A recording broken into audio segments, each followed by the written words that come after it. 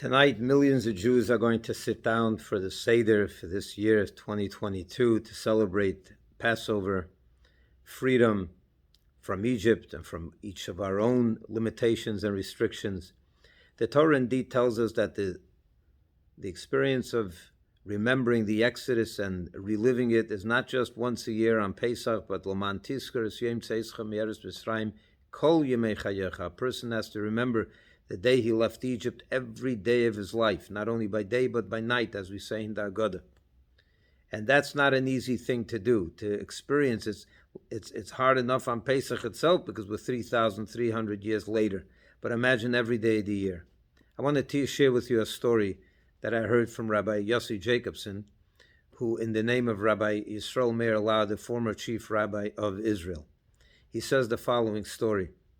It was in 1990 that when there was mass immigration from Russia after 70 years of communism.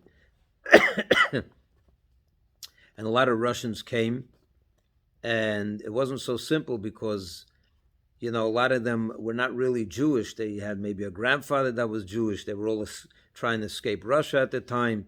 And when they came to Israel, it was a matter that had to be studied, and that you had to bring proof that you're Jewish. So Rabbi Lau, the former chief rabbi of Israel, was then the chief rabbi, and he would sit in the Beit Din, in the court, and receive people, and you had to bring proof that you're Jewish. So he says one day, a certain individual comes into to the Beit Din, to the court, and he was 42 years old, and he, presented himself. He says, I just arrived from Russia. I want to get, documentation here in Israel that I'm Jewish, citizenship, and so on. And like I said, you needed to have proof. So he said he had two witnesses that he's Jewish. One was a person that testified that he was at his bris 42 years earlier when he was born. The second witness was a Lubavitcher Chassid, a Chabad Chassid, who said like this, that he knew his mother, and he said the following story about his mother.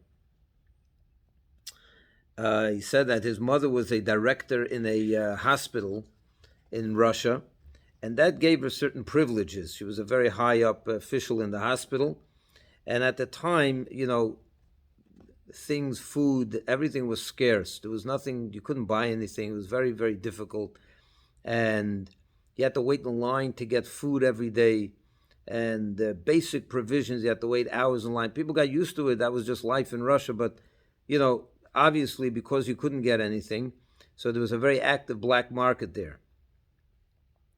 And and as the director of a hospital, or one of the chief people in the hospital, she had, as I said, certain privileges, and she was able to get every single day 2 cigarettes. Cigarettes is also a very, very important commodity in Russia. People smoked, and it was hard to get, and she put it away. What she did was she was able to get 2 cigarettes a day.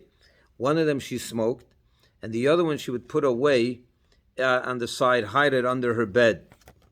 And she would put away every day a cigarette.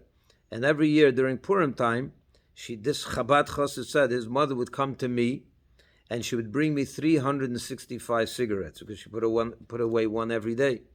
And she would tell me, here's the cigarettes, and now I get me some matzah.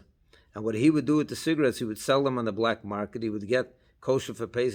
He was able to get flour that was kosher for Pesach, and he would bake matzah and give her the matzah that she needed for Pesach, as well as other Jews as well.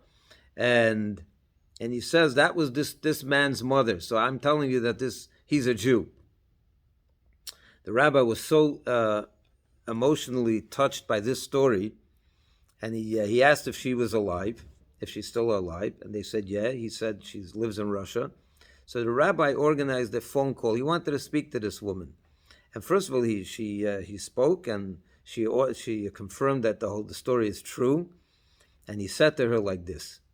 He says, I make a Seder. The Rabbi Lau tells this woman, I make a Seder, and I celebrate Pesach, or the Seder, once a year. One night a year I celebrate Seder, because he lives in Israel. It's only one day. He says, you celebrated Pesach 365 days a year. every day when you took that cigarette, you put it away. So you should be able to have matzah for Pesach and have a seder. You celebrate the Pesach every single day of the year. In fulfillment of the verse, Laman Tiska, you made so that you remember the days you left Egypt every day of your life. This woman indeed remembered the exodus from Egypt every single day.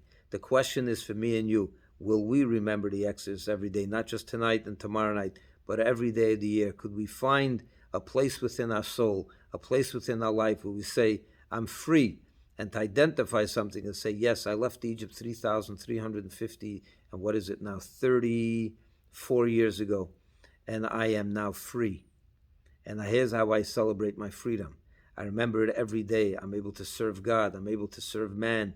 I'm able to be a good mother, a good father. I'm able to be a decent person the way God wants. That's true freedom. And it's not only